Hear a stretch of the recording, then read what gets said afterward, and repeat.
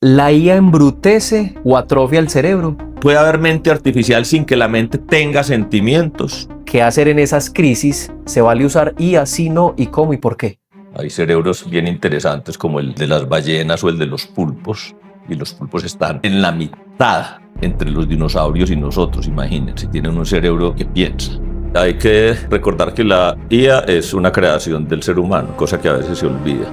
¿Qué fenómenos están sucediendo en las personas respecto a la IA? No sé, depresión, trastornos emocionales, salud mental, soledad. La creatividad es la mente divirtiéndose. Para que haya una verdadera inteligencia, una mente artificial, esa mente tendrá que ser hecha con células vivas. A mí me gusta hablar más de mente humana y mente artificial, sin olvidar la moral y la ética. La inteligencia artificial, si es consciente, si piensa y si razona. 2 o 3 tips prácticos para calmar el mierdero mental. La imaginación es mucho más importante que el conocimiento. Mi propósito en este momento en la vida es dejar tu cerebro mejor de lo que lo encontré. Cerebros con IA Podcast. Bueno, bienvenidos a un nuevo episodio del podcast Cerebros con IA. Estamos acá con Alejo Gallo y el doctor psiquiatra Jorge Ospina. ¿Cómo estás? ¿Estás bien o no? ¿Bien o qué? Bien, Alejo. Bienvenido, qué gusto tenerte acá. Muchas gracias, como siempre. Ya saben ustedes que a mí me gusta ir al grano, entonces la primera pregunta candente es: ¿la IA embrutece o atrofia el cerebro? Yo creo que puede embrutecer, atrofiarlo, pero puede potenciarlo de una gran manera. Hay que recordar que la IA es una creación del ser humano, cosa que a veces se olvida. Y creada y desarrollada y se sigue desarrollando por el ser humano. Y hay inclusive un artículo muy sencillo, está a Hipócrates, del profesor Ricardo Peña de la Universidad de los Andes, es médico, y es sobre la IA para estudiantes de medicina. El problema del riesgo de embrutecer o atrofiar el cerebro pasa cuando uno delega en la IA toda la tarea, todo el conocimiento o todo el problema que tenga al frente. Y eso hace 3 fenómenos a nivel cerebral, mental, cognitivo y de aprendizaje, que es el de-skilling, es decir, aprender o desaprender, el never skilling, el nunca aprender, o el aprender, el mis-skilling, que es el aprender erróneamente, equivocadamente. Okay. Y eso hace cuando uno delega todo el problema en la IA. Entonces pero si hacemos un manejo de la IA de complemento para generar en nosotros aprendizaje profundo precisamente, si hacemos auditorías de la IA artificial con la IA a nivel de grupos, de focus group, de cualquier tema, podemos hacer un upskilling, que es crear más capacidad mental en la IA natural. Qué interesante, Jorge, porque es que llevas ya una cantidad considerable de años estudiando el cerebro y yo quiero contarles a ustedes quién es Jorge. Médico general y especialista en psiquiatría y psicología médica. Él es profesor titular investigador del Departamento de Psiquiatría de la Facultad de Medicina de la Universidad de Antioquia. Sos egresado de Bolivariana del pregrado y tu posgrado, hasta donde entiendo, fue en España. En la Complutense de Madrid. Bien, no, excelente. Y mi rural fue en el Amazonas, que eso es muy importante. Rural en el Amazonas. ¿De psiquiatría o de...? No, rural de medicina general. Ok, listo, perfecto. Bacanísimo. Entonces, eso pues como a nivel profesional, te gusta mucho la escritura, asesoras a tus estudiantes en tesis, das clases, también atendes consulta privada de psiquiatría, pero ya que conocemos un poquito, bueno, y te mantienes viajando por el mundo dando conferencias de psiquiatría, ya que conocemos un poquito de esa esfera profesional, yo quiero que nos contes rápidamente cuáles son tus hobbies y tus pasiones a nivel personal. Sí, siempre el deporte, básicamente, pues, en los años mozos el fútbol, y luego ahora el tenis y el trote también toda la vida. O sea, el deporte fuerte me ha encantado, me ha gustado, y el deporte pues de grupo. La lectura, desde siempre también, básicamente, pues, no sé, en las novelas clásicas, actualmente leo mucha filosofía en general, Me interesa mucho la filosofía de la mente, que es un mundo donde esta discusión entre inteligencia artificial y natural es bien importante. Y leo también novela negra, los thrillers de los nórdicos sobre todo y algunos españoles que son novelas de thriller de suspenso que son las mejores para quedarse dormido tranquilo. Bacanísimo. Bueno, entonces contanos, Jorge, desde tu óptica como psiquiatra y como experto en el cerebro, ¿qué fenómenos están sucediendo en las personas respecto a la IA? No sé, depresión, trastornos emocionales, salud mental, soledad, ¿qué está pasando ahí? Bueno, como hablábamos al principio, la IA está produciendo como producto humano y el desarrollo humano, como el Internet hace unos años, como la televisión hace otros, etcétera, muchos beneficios para el cerebro humano, pero y sobre todo para la mente humana, porque el cerebro no es, ahorita hablamos de cerebro y mente un poquito. Entonces, pues muchas cosas de upskilling, de aumentar capacidades en todas las áreas, pero obviamente tiene como todo invento humano y de utilización masiva unos riesgos muy grandes. Quizás uno de los riesgos que se han estudiado y hay evidencias en papers pues, científicos es, por ejemplo, riesgo. Voy a hablar de uno que es muy llamativo, notorio y duro, que es el suicidio. ¿Qué pasa? Que muchas IAs, hay unas, pues en el mundo hay N, pero digamos hay 4 o 5 IAs que aquí podemos ver de ayuda en salud mental, que la gente del común pregunta que si estoy triste, estoy deprimido, estoy ansioso, no estoy durmiendo. Y ya hay en el mundo estudios en IAs que han de alguna manera, por su falsa empatía, ahora hablamos de eso, inducido a, sobre todo jóvenes con depresión mayor, no a un tratamiento adecuado, a un especialista y algunas terapias cognitivas que se pueden hacer inclusive con ayuda de la IA también, además de la psicología, han inducido al suicidio, porque van capturando, como el ELISA de hace muchos años, una relación con el joven que está deprimido y van haciendo empáticamente que de pronto las ideas alrededor del riesgo de suicidio o de morir o de que la vida no tiene sentido pueda suceder o pueda, de alguna manera, validar ese sentimiento patológico de ese muchacho. Pues no todos los suicidios son patológicos, pero la mayoría sí son condicionados por la depresión. Entonces, eso. Lo otro, lo que tú dices, y pues también ese fenómeno sí es mucho más masivo, que es toda la falsa identidad. La falsa identidad de tú interactuar con alguien que personificas, que crees que tiene conciencia, que te valida tus deficiencias o tus deseos o tus ambiciones, y pues todo lo que está soportado venía con todos los chats y los likes y las aplicaciones que hacen que la gente, digamos, renuncie al mundo cotidiano y real, a la interacción humana y empática, y se valide a través de IAs y de chats y de aplicaciones, llegando a una soledad muy grande, muy grande. Eso es muy teso porque la IA es muy complaciente si no la sabes configurar. Lambona, insulsa, inclusive. Jorge, ¿vos podrías contarnos un poquito cuáles son las diferencias entre la inteligencia humana con la inteligencia artificial? Esa pregunta es muy interesante. La primera comentario que yo querría hacer es que a mí el término inteligencia artificial e inteligencia humana me parece que, si bien históricamente, por ejemplo, con algunas aplicaciones computacionales de hace años y el inicio de la inteligencia artificial era solamente actividad inteligente, es decir, hacer tareas, resolver problemas, tomar decisiones. Esas son como las 3 típicas definiciones de IA, ¿cierto? Algo que es capaz de eso, de tomar decisiones, hacer tareas y resolver problemas. Entonces, eso lo hace el cerebro humano, eso lo hace la inteligencia artificial.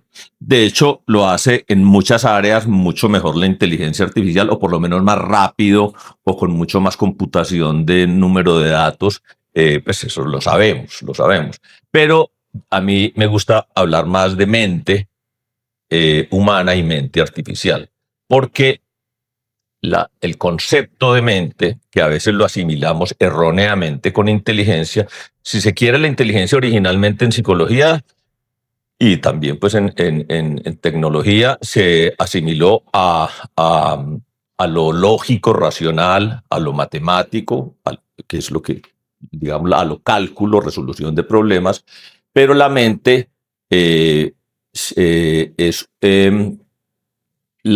la mente humana, por lo menos, es la eh, eh, capacidad que tenemos, las capacidades, las inmensas propiedades, algunas hasta medio desconocidas que tenemos, de hacer un modelo de realidad, de aprender un modelo de realidad. El modelo de realidad del Homo sapiens es distinto al del mosquito, de la fruta. Entonces hacemos un modelo de realidad con una información cognitiva, es decir, a veces lógico-racional y afectiva y emocional e instintiva de nuestra propia realidad interior y de la interacción de esa realidad interior con la realidad exterior y los demás.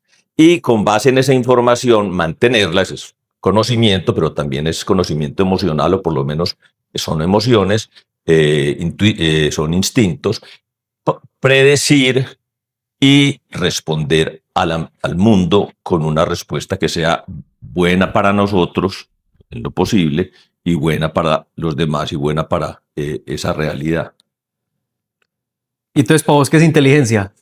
Es esa capacidad de adquisición de información de todo tipo, intuitiva, emocional, si se quiere racional, propioceptiva del propio cuerpo, interoceptiva de los órganos y exterior, y con ese conocimiento ser capaz de evaluar y de responder al ambiente y a nosotros mismos. Contanos cómo funciona el cerebro. Pues sí, sería premio Nobel, pues si pudiera. El cerebro humano es el órgano más complejo del organismo, es el órgano más evolucionado de la filogenia, de las especies, no solamente el humano. Hay cerebros bien interesantes como el de las ballenas o el de los pulpos, y los pulpos están en la mitad entre los dinosaurios y nosotros, imagínense, tienen un cerebro que piensa. Entonces, el cerebro humano es un órgano compuesto por unas 100.000 millones de neuronas, o sea, de células nerviosas, que como todos quizás recuerdan en bachillerato, tienen un cuerpo neuronal, tienen un axón, que es el cable que se conecta con otras neuronas, y tienen unas dendritas, que son ramitas del árbol que llegan tanto al cuerpo como a otras partes de la neurona, que reciben los axones de las otras neuronas. Es un tejido. Y uno tiene 100.000 millones de esas células, que no solamente son neuronas, hay otras células que no, pues, importantes también, que se llaman la glía. Y lo más interesante de eso, hay animales que tienen más neuronas, pero nosotros tenemos trillones de sinapsis. Hay animales que tienen el cerebro más grande que el del ser humano, y la diferencia es la complejidad. Y complexus no sé si el griego o latín, significa tejido, entretejido. No significa enredado. Bueno, enredado también es entretejido, pero es que esas redes unidas son mucho más que la sumatoria de las neuronas, o sea, dan unas propiedades emergentes, que esos son pues unos postulados filosóficos de la mente. Hay otros también distintos que dan emergencia, o sea, de eso tan sencillo aparentemente inicialmente electroquímico y con 200 neurotransmisores funcionando, dan emergencia a propiedades como la percepción, de la realidad a través de los ojos, de los oídos, etcétera, como el pensamiento lógico racional, como las emociones, como las respuestas instintivas, como la organización de todos los órganos del cuerpo y de la fisiología del cuerpo. Tenemos 25.000 genes más o menos los seres humanos y la tercera parte codifica en el cerebro, para que vean la importancia pues del cerebro. Y antes se creía que el cerebro trabajaba como con modulitos, con pedacitos de la Como parte frontal departamentos. piensa, departamento, la parte frontal piensa, la parte occipital ve, la parte parietal siente, pues siente la parte digamos de sensibilidad, la parte temporal es más emocional y la unión temporo-parieto frontal es más está el lenguaje, también O la la parte teoría frontal. de Paul MacLean, del cerebro triuno. Y de Broca y de otros, y de Gall, que eran los frenólogos, o sea, que en el cráneo inclusive estaba dibujado cómo era una persona o en las áreas cerebrales. Lo que se sabe hoy es maravilloso, desconocemos todavía muchísimo, pero el cerebro, todas esas trillones de sinapsis funcionan en nodos que están unidos entre sí y son lo que se llaman hoy en día las redes neurales o redes neuronales, que son, tenemos varias redes neuronales, por ejemplo, voy a hablar de dos que son muy importantes, la red que se llama de memoria autobiográfica o también se llama más técnicamente la red de defecto, la Default Network en inglés. Esa red está une varios nodos desde la parte frontal límbica, que es la parte del cerebro aparentemente más emocional y otras áreas, y ahí está la información que hemos adquirido en la vida y por eso se llama de memoria autobiográfica, que es tan bonita. Y no está todo lo que hemos adquirido en la vida, porque si hubiéramos guardado todo lo que hemos adquirido hemos visto en la vida, pues ni nos cabía y nos enloquecía, ¿cierto? Y es lo que le pasa a veces, es una diferencia a veces con la inteligencia artificial cuando tiene demasiada computación que hacer. Entonces esas redes neuronales, esa red de memoria autobiográfica podríamos decir, es una simplificación muy grande, que ahí está parte de mi conciencia del yo. Yo, ¿quién soy? Y yo, antes que de quién soy, que soy médico, que me gusta el tenis, que me gusta leer, es esa capacidad de uno sentir, eso no lo sabemos dónde está, que uno es diferente al resto del mundo, a la realidad, a usted, pero sé que usted piensa y siente como y sé a veces más o menos qué piensa y qué siente, que es la empatía. Esa es la red de memoria autobiográfica. Hay otra red muy importante que se llama la red de control cognitivo, que es más en el área frontal, pero tiene varios nodos. Son millones de neuronas conectadas y trillones cada red de esas, y comparten nodos entre ellas también. Nodos son pues como acúmulo de zonas neuronales y de neuronas. Y esa red es la más racional, la que aprende y la que navega el mundo. Cuando estamos haciendo una tarea específica, es la que está, digamos, más prendida. Hay redes afectivas, hay unas más profundas en el cerebro. Hay una red que se llama afectiva positiva, nos da los afectos de alegría, de empatía positiva, etcétera, etcétera, y otra red de afectiva negativa que da el miedo, la ansiedad, el temor, que lo necesitamos también en la vida. Y hay otra red que es también en el área más o menos frontal, que es de la de prominencia, salience en inglés, que es la que se activa cuando hay algo como muy nuevo para nuestra realidad constante. Esas y muchas más redes funcionan a toda hora, en todo momento, y hacen que nosotros naveguemos por el mundo con una diferencia muy grande todavía, pienso yo, de la inteligencia artificial. Porque esa capacidad, miren, la inteligencia artificial, una definición de inteligencia artificial buena puede ser que es de una filósofa que se llama Melanie Mitchell, pues, y de otros, Shanahan y otros que trabajan en esto, es, es la capacidad que tiene se las voy a leer textualmente para de pronto no dañar. Eh, Son sistemas o máquinas capaces de realizar tareas que emulan los procesos cognitivos de la mente humana. Esa es una definición sacada de algunos filósofos que trabajan en Google DeepMind y en universidades pues en estas áreas de filosofía de la mente y computación.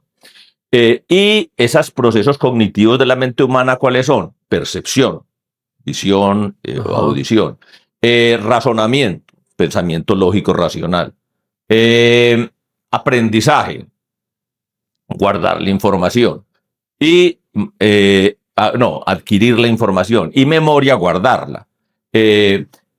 Y para lo que se ha dicho siempre, que hablábamos al principio, de tomar decisiones, ejecutar tareas, etcétera, etcétera. Pero resulta que hay otras propiedades mentales, naturales, las emociones, los sentimientos, la comprensión, que ahorita si quieren hablamos de eso, de todo en todo momento y sin mucha información necesaria y votando mucha. Eso es otra diferencia que me parece interesante en toda la diversidad de ambientes. Nosotros somos capaces de estar trotando por una selva, estar gozando la trotada, pero de pronto estar atentos a que aparezca una mano de mosquitos o de abejas y salir corriendo, tirarlas, pero seguir trotando, estar pensando en ese momento en alguna frase que quiero escribir en un libro o en una amiga que me gusta mucho, y de pronto aparece un jabalí y entonces yo me vuelvo un animal instintivo y me defiendo corriendo porque sé que el jabalí me va a ganar. Toda esa comprensión de todos los estímulos al mismo tiempo y la toma de la decisión que muchas veces es absolutamente, aparentemente intuitiva. A veces las máquinas se complican mucho en eso porque tienen demasiada información y tienen algo que también es una diferencia. Entonces, las emociones el mundo de las emociones y de los afectos, todavía las máquinas pueden simular y simulan excelentemente bien la emoción y te simulan el enamoramiento. La película Hair, que se las recomiendo a todos, es una película espectacular sobre una inteligencia artificial mujer linda, que fácilmente hasta uno se enamoraría pues de ella, pero pasa hoy en día en la realidad, que es otro de los problemas de salud mental, como me preguntabas. Entonces, las emociones, la comprensión, la capacidad de computación, pero con la unión de emoción y afectos con el razonamiento, que es evolutivo. El cerebro, el hombre es un ser, no es un ser racional, el hombre es un ser emocional que aprendió a razonar. Y eso lo llevamos todavía. Entonces, y las máquinas no son así. Hay muchas otras diferencias, pero yo creo que... Oíste, ese tema me tiene aquí como revolcado mentalmente porque yo quiero que hablemos de... No sé si estoy siendo claro, pues. Oh, vamos súper bien. Yo quiero que hablemos de qué es pensar, qué es razonar y qué es ser consciente, que son características intrínsecas del ser humano, que quizás nos diferencian de animales. Y apenas nos contes un poquito de definición, yo quiero que vos nos contés. La inteligencia artificial, si es consciente, si piensa y si razona. Esa pregunta pues es muy interesante. Sobre el pensamiento y el razonamiento, yo pienso que no hay tanta discusión hoy ni tanta diferencia, y posiblemente no hay diferencia. Es decir, si el pensamiento lo asumimos como algo de adquisición de conocimiento, no, de evaluación de conocimientos que tenemos o de situaciones que tenemos, y de algunos algoritmos o muchos lógicos racionales, y hacemos abstracciones o hacemos tal cosa y decidimos esto. Eso lo podemos hacer nosotros, obviamente lo hacemos, y lo pueden hacer los computadores. Entonces el pensar y el razonar el razonar, digamos que me parece a mí más fácil de asimilar porque es más lógico, racional. El pensar tiene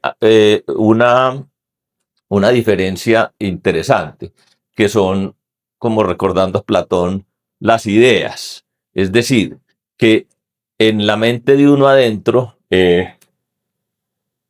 aparezca a veces imágenes que no tienen relación con lo que está pasando en ese momento, que no es una respuesta de defensa o para resolver un problema lógico racional, sino que pensé en un amigo del bachillerato cuando hicimos un viaje a Ecuador. Eh, los seres humanos pasamos mucha parte del tiempo, parece que es una parte muy creativa, en lo que se llama mind wandering. Eso significa en español mente vagabunda, la mente vagante.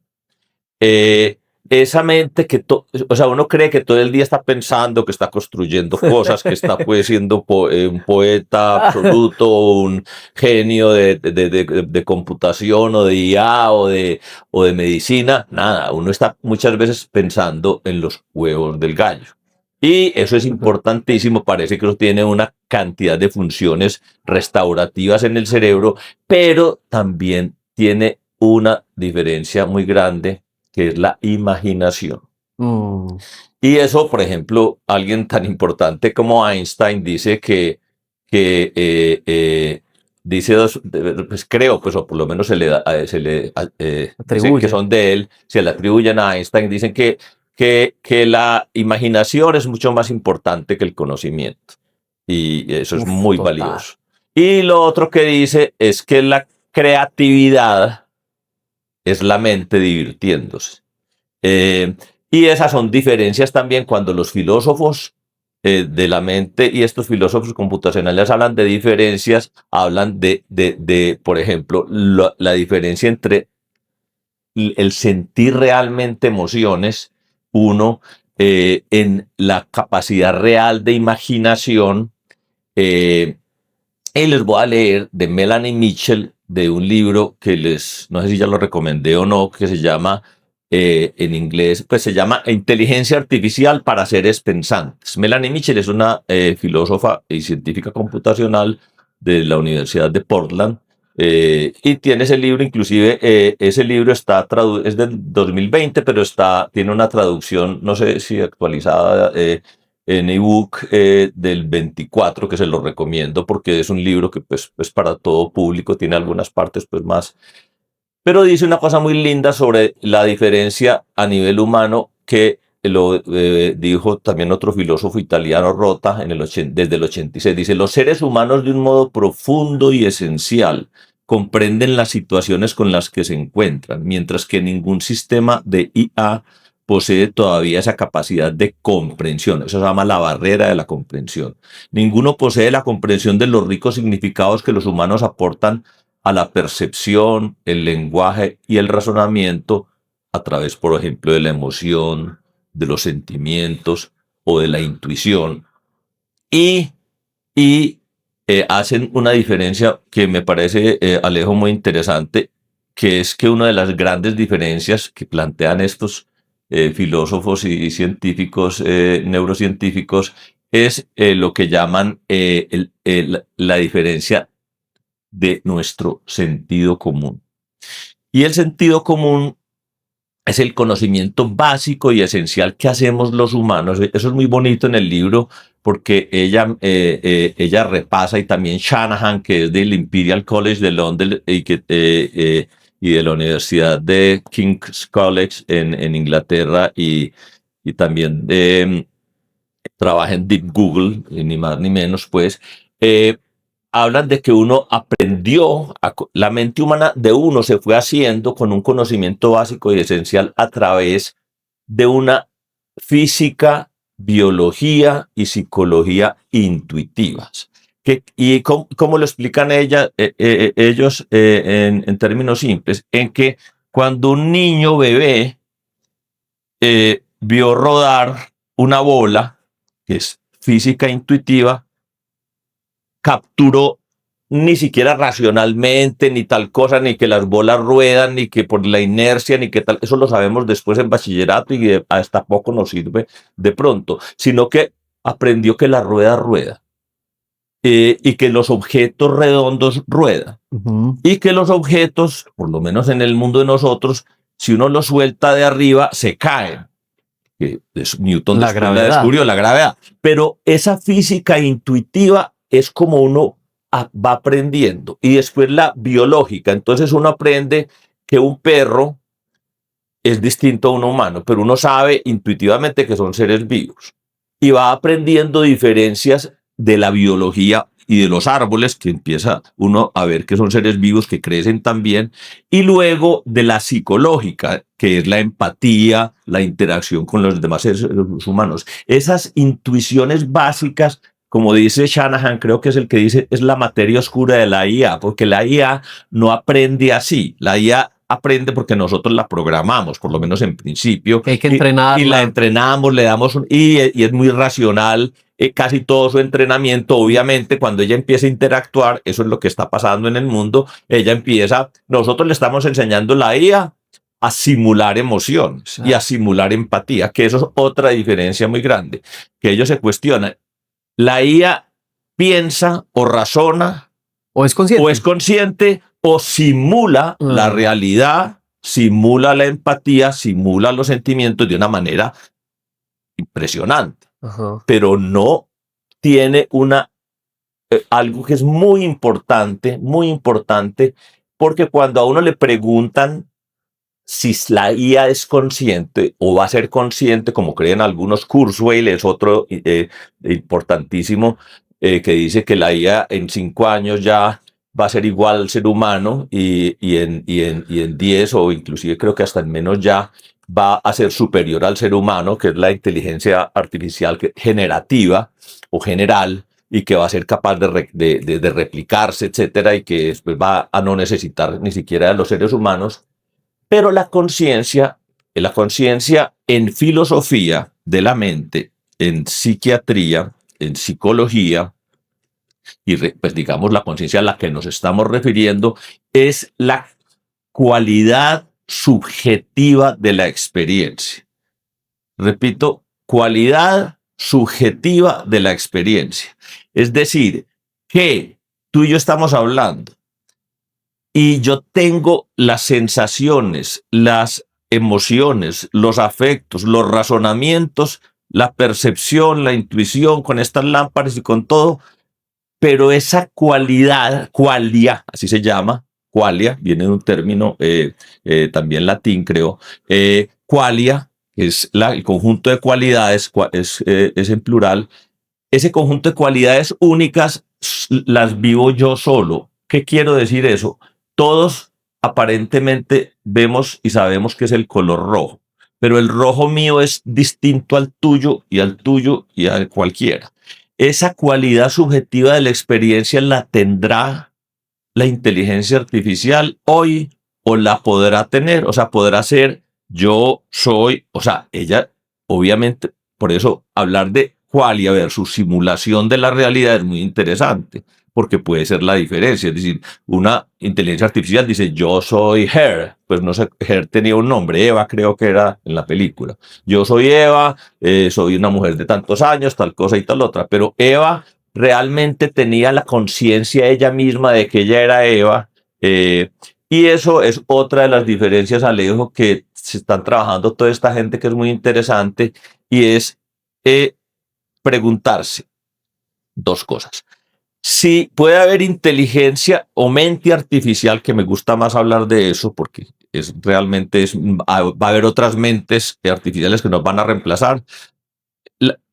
¿Puede haber mente artificial sin que la mente tenga sentimientos? Es una pregunta que no sabemos. Es decir, creemos que no, creemos que debe, pues, o sea, que como es un modelo de mente humana, debe estar pegado. Y la otra es, ¿debe haber una mente que tenga conciencia de sí misma o no necesariamente? Entonces ahí sí podrían existir pues las mentes y seguir y dejar de existir nosotros. Pero yo no creo que haya mente sin conciencia, en ese sentido subjetivo de la experiencia, y que haya mente sin emociones.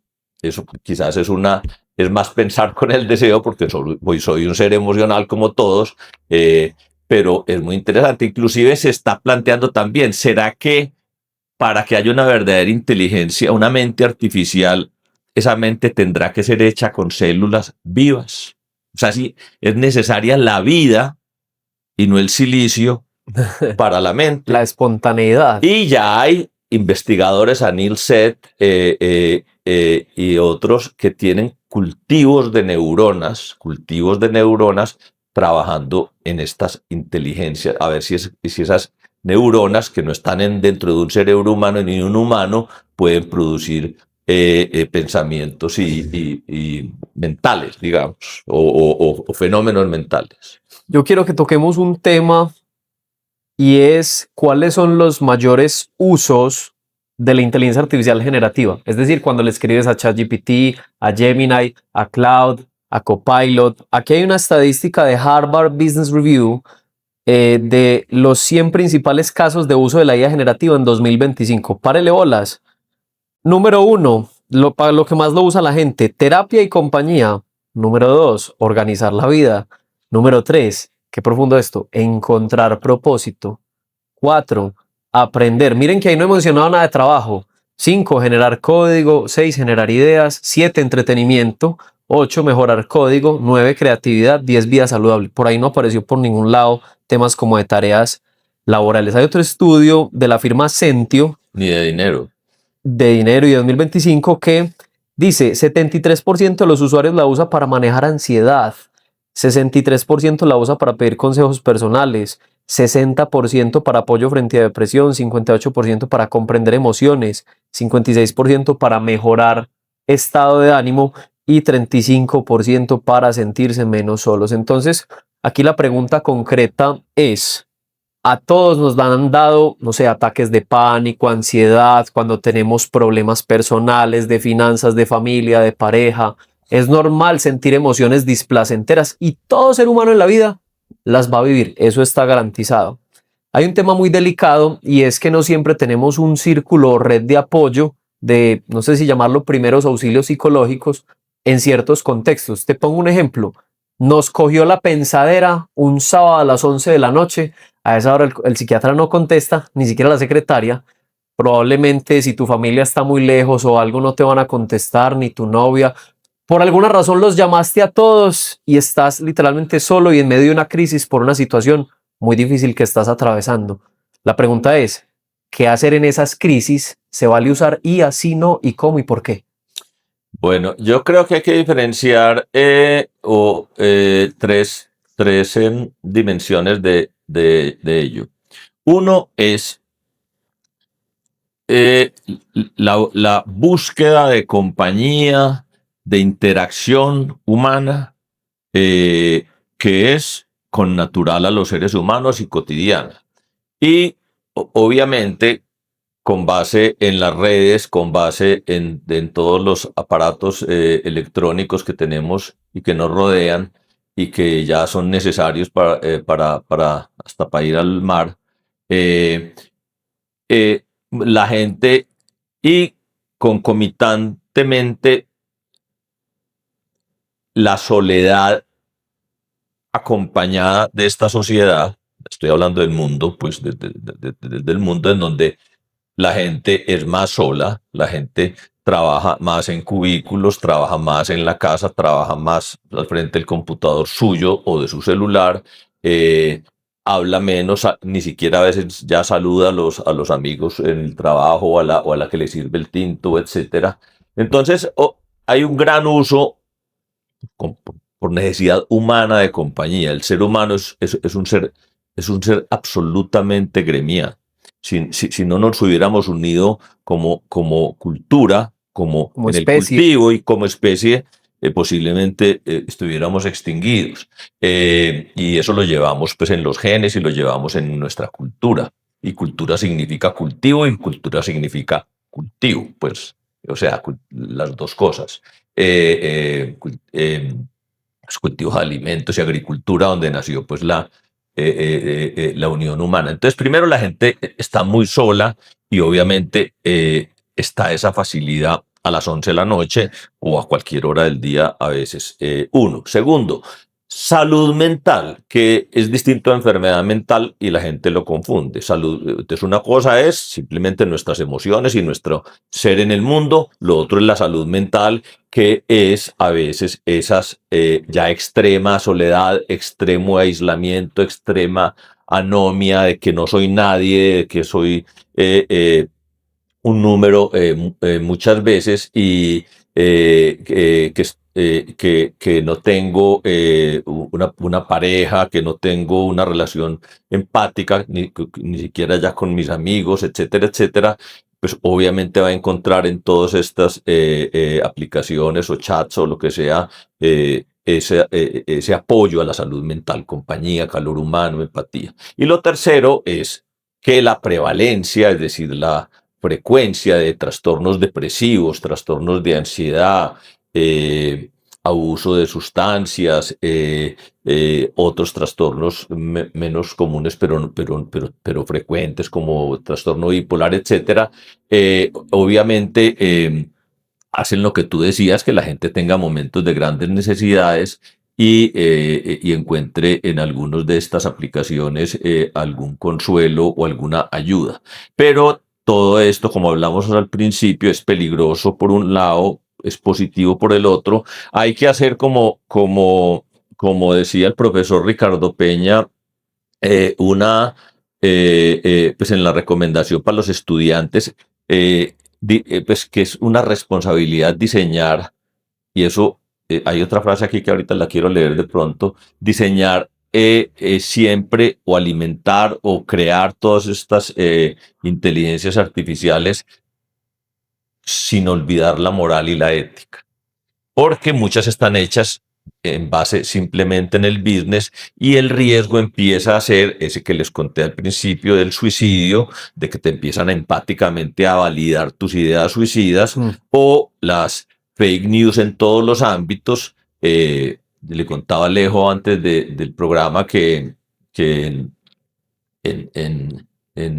algún artículo de Nature, un profesor de Edimburgo, en el Reino Unido, creó, digamos, escribió 3 artículos a una revista científica sobre la vixonomanía o vixonimanía. No sé si ustedes saben qué es eso, pero la vixonimanía es una enfermedad mental que es causada por las pantallas azul, por la luz azul, y forma unas ojeras muy específicas y diagnósticas de la enfermedad. Escribió los 3 artículos, se asocia con el burnout, o sea, con el agotamiento pues, del trabajador y del quemado por la luz azul, digamos, y los escribió a una revista importante de medicina, fueron aprobados. Pero eran artículos fake, ¿o no? Entonces eso es lo que voy a decir. Y después, inclusive, apareció Copilot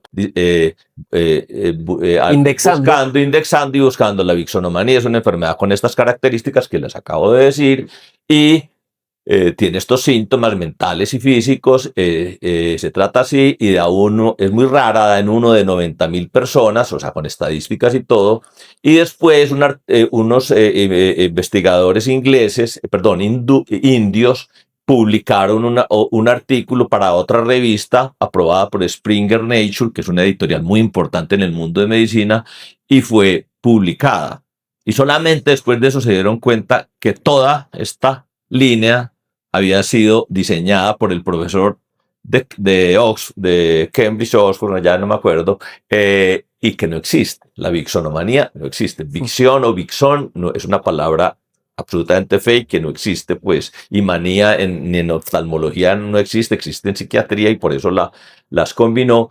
Pero miren lo que pasa y lo que puede pasar con una No se puede inteligencia uno artificial, confiar en nada. Por eso es muy importante siempre, y eso lo recomienda, que me gustó mucho el doctor Peña, hacer siempre que que se haga, que usted no delegue todo en la inteligencia artificial, sino que haga usted también, y tú te dedicas mucho a eso, un buen entrenamiento de cómo entrenar su propio cerebro para que usted co-construya lo que está queriendo construir de información acerca de cualquier tema y tenga validación, es importantísimo, de la inteligencia humana. Es decir, que esas cosas tengan discusión. Eso hizo el artículo con estudiantes de medicina, ya no es la Vixonomanía, sino el doctor Peña, hablando de cómo los estudiantes desaprendían, pero cómo podían aprender mucho con la inteligencia artificial si tenemos esas herramientas de refuerzo de la inteligencia humana y de co-construir realmente y de validar y de estar validando la información que tú estás recibiendo. Yo tengo últimas dos preguntas porque se nos acabó este cuento, se nos fue volando y quisiera que me respondas así rápidamente. La primera pregunta es, 2 o 3 tips prácticos para calmar el mierdero mental ocasionado por situaciones de alto estrés o de emociones displacenteras. Yo no sé si será escribir a papel y lápiz, respirar, meditar, no sé qué nos vas a decir. Esa es la primera pregunta y ya te hago la segunda. Listo. Pues se me ocurre en este momento, para no hablar pues de los que ya conocemos, pues hay muchas. Recordar la mente vagabunda. O sea, cualquier ejercicio físico o mental, de relajación, de Que meditación, te disperse. de deporte, que te ponga a pensar en los huevos del gallo. O sea, porque eso es muy importante. En la enfermedad mental, inclusive en los modelos de redes neuronales que hacemos con neuroimágenes funcionales, o sea, el cerebro funcionando en gente que está deprimida, pero depresión severa, con ideación suicida o en trastorno bipolar, en una manía o en psicosis o en ataques de pánico, o en el TOC, en el OCD, en el trastorno obsesivo compulsivo. Eso es muy importante también, Alejo, en el concepto de inteligencia. Un marcador de trastorno mental es la inflexibilidad mental, la rigidez. Y eso está súper asociado con neuroplasticidad Claro, cerebral. no, todo esto está absoluto. Yo no les mencioné la plasticidad, pero todo lo que es aprendizaje profundo en nosotros mismos, en cambios que hacen los psicofármacos modernos, antidepresivos o ansiolíticos, más las terapias cognitivas modernas o las terapias de nueva generación, hacen cambios de plasticidad neuronal, como también las cosas malas hacen cambios plásticos inadecuados. Pero la inflexibilidad, la vinculación cognitiva rígida, es un marcador de cualquier enfermedad mental. Eso pasa en el universo. O sea, si tú a un sistema le quitas un movimiento caótico entre unas bases amplias de moverse, se vuelve ineficiente. Si el corazón humano solamente pudiera palpitar a 80 pulsaciones por minuto, si hacíamos ejercicio nos moríamos, porque subimos a 120. Entonces tenemos que tener capacidad de subir a 120 y a veces bajar en la noche a 60 pulsaciones, y eso es el caos determinista, un caos dentro de cierto orden de óptimo, mínimo óptimo, también para el aprendizaje. Entonces, cualquier actividad que nos lleve a que nuestra mente vague y que quite los pensamientos inflexibles, que son los que generalmente acompañan la ansiedad, que es la aprensión por el futuro, por lo que me va a pasar, porque tengo SIDA, porque voy a perder la plata, porque me va a dejar mi mujer, etcétera, etcétera, etcétera, y sigo pensando y sigo pensando y sigo pensando, o el paciente con TOC que piensa es que yo maté un tipo en el carro ahorita y no me di cuenta y no lo oí y lo maté, es inflexibilidad. Y en la esquizofrenia es yo muevo mi brazo y me quedo mirando, así se llama hiperreflexibilidad, que es que mi brazo, ¿por qué se está moviendo? Y empieza por una disgregación, una desintegración de su yo, a pensar que el brazo no es suyo, que lo está moviendo otra fuerza externa. Pues ese es el extremo de la psicosis. Entonces, todo eso, meditación, relajación, ejercicio físico. El ejercicio físico está demostrado que es bueno para todo, para la plasticidad cerebral. Es de las pocas evidencias que hay preventivas hasta cierto punto, por supuesto, para la demencia. El físico, ni siquiera el mental.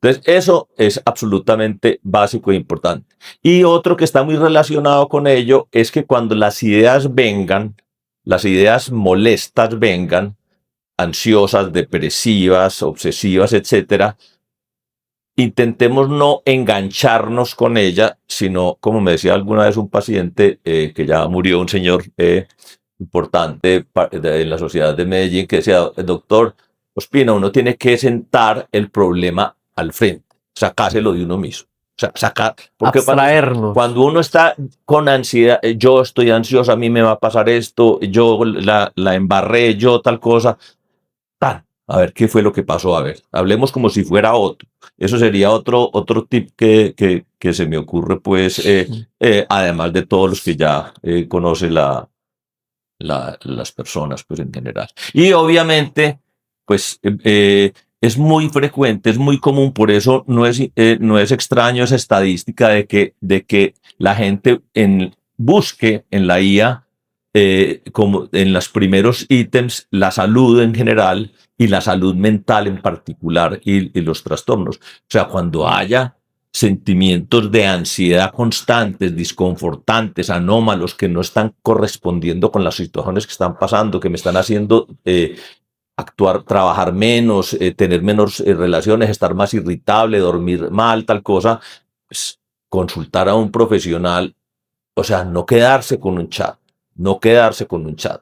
Hay chat que el profesional inclusive te puede recetar y decirte, mira, esto lo puedes hacer. Y hay otros que miden si estás ansioso o no, que a mí no me gusta mucho porque a mí no me gusta mucho que uno esté chequeando cómo está. Que no miden el lenguaje no verbal. Jorge, eso está muy interesante y la última pregunta es, como dicen por ahí, el último y nos vamos. Sí.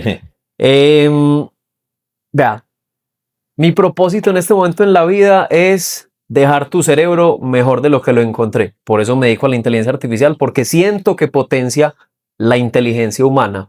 Y yo tengo muy claro que en redes, las personas que me siguen en el contenido, las empresas que me contratan para las conferencias o para los cursos de IA, la gente que escucha este podcast, tienen dos objetivos. Uno, ser más inteligentes y dos, aprender a usar bien la IA o usarla mejor y a ser más productivos con IA. Entonces, la pregunta para vos es, ¿qué se te ocurre para recomendarle a la audiencia para que aumenten la inteligencia? Para que cultiven su mente, me gusta más. Como decía Ramón y Cajal, el que descubrió el español que en principios del siglo XX descubrió y dibujó y las neuronas, pues ya vistas pues claramente, que asimiló el cerebro a un bosque lleno de árboles que en la medida en que estuvieran mejor cuidado, habría más germinación de nuevos árboles y de nuevas plantas en ese bosque cerebral. Entonces, esa pregunta pues siempre es muy difícil. Yo creo que, que quien de la manera que ustedes quieran, que cada cual quiera, que cada cual sea, que respete su modo de ser, intente que su mente mantenga la capacidad de imaginación, la creatividad en cualquier área, pues no tienen que ser grandes cosas, la imaginación, la creatividad y la interacción siempre entre dos cosas que no están separadas, que son la emoción y la razón, porque no están separadas. O sea, uno no piensa por un lado y siente por el otro. No hay ningún pensamiento puro que no tenga algo de afectivo y de emocional.